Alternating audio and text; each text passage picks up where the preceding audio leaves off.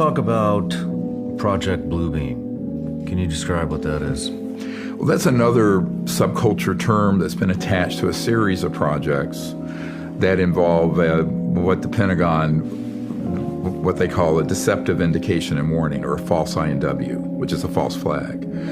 And it's the ability to stage, through very advanced technologies, an alien attack or an alien event.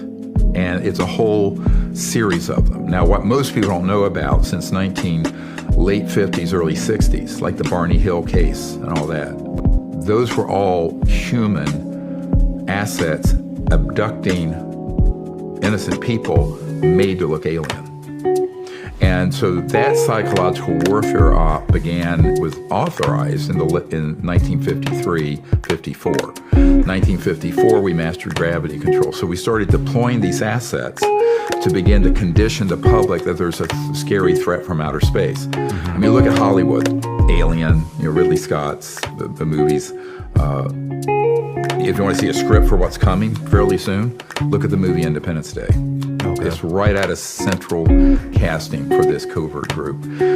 So what their whole purpose is to create sort of a global militarized totalitarian superstate of the world fighting another world.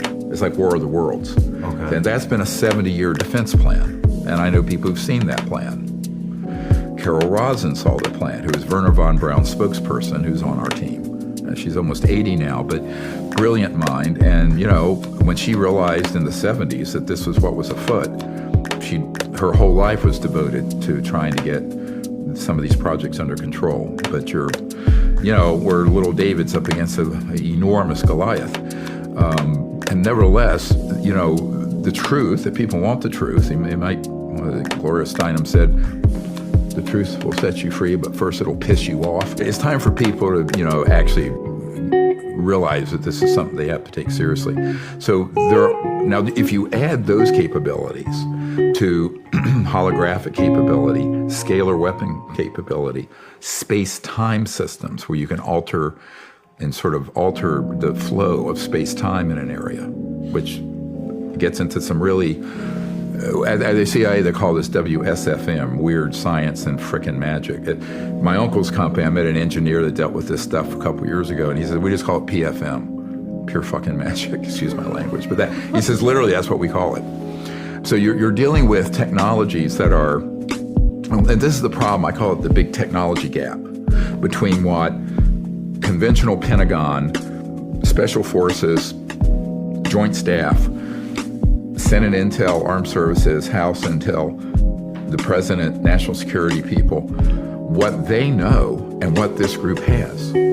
So what they know, it's like this is, just to make this real for people.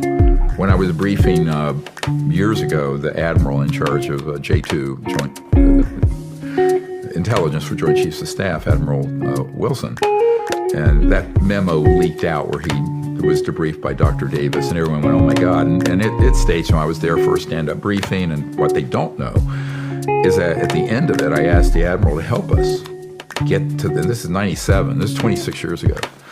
And he said, well, I don't know how I'm going to help with something when the best technology we can deploy, is a B-2 stealth. And this other group have objects that can do circles around the B-2 stealth. And he acknowledged that to me. I said, well, that doesn't mean you can't. He says, well, I can't unless it's authorized. I said, well, where do you need the authorization?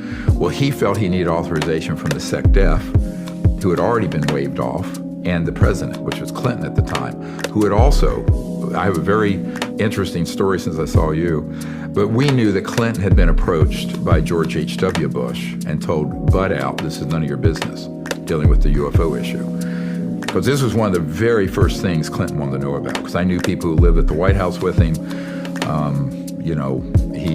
He was very keen on getting to the bottom of it, but the efforts he launched were torpedoed, and he eventually backed off of it.